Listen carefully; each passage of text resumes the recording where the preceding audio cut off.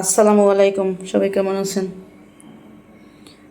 2 দিন ধরিয়া তরকারির জন্য মাছ মাংস আনতে খাইছি, কারণ আর আব্বু অফিস ছিল, বাজার করতে পারে না, সময় পায় নাই।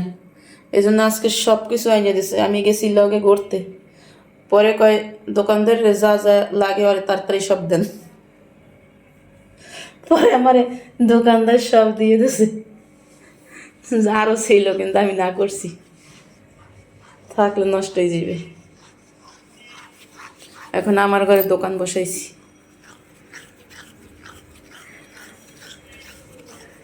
এই ছিল বাজার।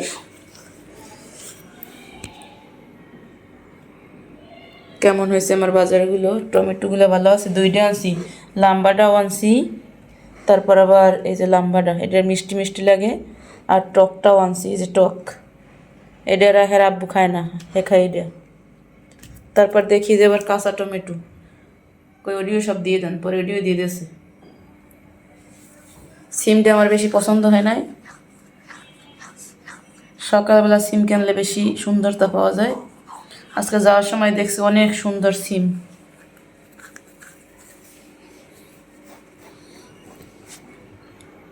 বিশাল একটা বাঁধাকপি, একটা বাড়ির দিয়ে নিয়েছিলাম, আওয়ার পরে হেডে এতদিন খাইছি, আজকের একটা আনছি।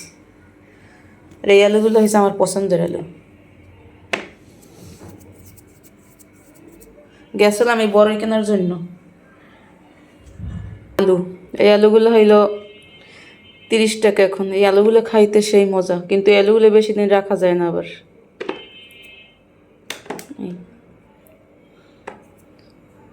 আর এমনি আলু হয়েছে 20 টাকা,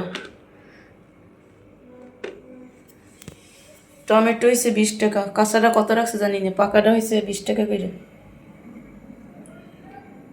সিমও জানি না, আর আব্বু জানে। ঘুরতে গেছি তখন নিয়েছি, আর আব্বু চাইছে সকালবেলা করতে টাটকা টাটকা বাজার আনতে, কিন্তু আবার টাটকা আছে। সন্ধ্যার সময় গেছি তাই নিয়েছি। বড়ই দিয়েছি 100 টাকা কেজি, বোম্বাই মরিচ 2 পদের, এইটা বড় আর এইটা ছোট। এই আগের বড়ই এখনও আছে, টক বড়ই, এই জন্য টকটা আনি নেই। মূলো তো আর আব্বু আব্বু খায় না, আনবে না, আমি আনছি কারণ আমার মূলো পছন্দ, সেই বড় বড় মূলো। এইগুলো আমাদের দেশে হয় বিশাল বিশাল মূলো, কেউই খায় না। শালগম আনছি, এখন শালগম আছে। বাঁধাকপি যায় যায় অবস্থা, এই জন্য নিয়েছি।